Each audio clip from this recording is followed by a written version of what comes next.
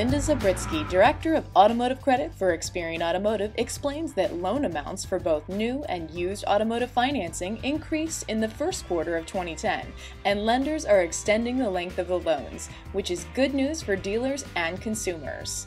Well, we get insight into 4 traits with the loans. We analyze the amount financed, the monthly payment, the rate, and the term.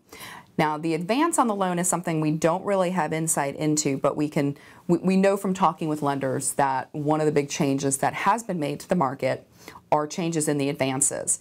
Now, one of the differences that we saw in the first quarter 2010 was we did see the average amount finance increase, which was definitely a positive sign. Hopefully, as we see the average amounts increase and we see vehicle sales begin to increase as well, it'll increase the overall book of the automotive portfolio, which definitely needs to grow. And everyone's goal is to make it grow this year.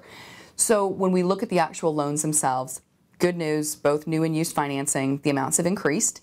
When we look at the loan term, so the number of months the lenders are extending the loans, last year the market really constricted, especially on the used vehicle side. And where we saw the market constrict was really across the risk tiers. When you looked at used vehicles in particular, when you looked at the higher risk segments on used vehicles, the average loan term constricted quite a bit, came down to, I want to say, around 47 months.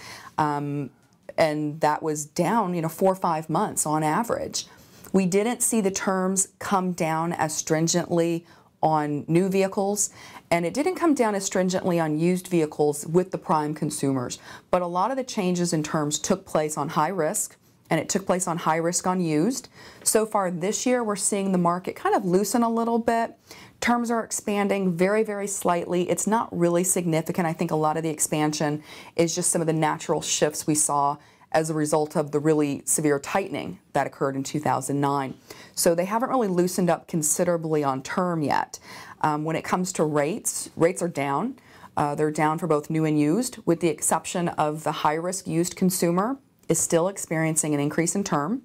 They're financing a little more, their payments are up a little bit, the terms are loosening up a little bit, but rates are still increasing on the high-risk used consumer, in part as a lot of lenders are still adjusting programs and hopefully trying to offset potential losses on those high-risk loans. So we're still seeing the rates increase a little, but for the prime market and the new market, rates have all improved considerably across the tiers.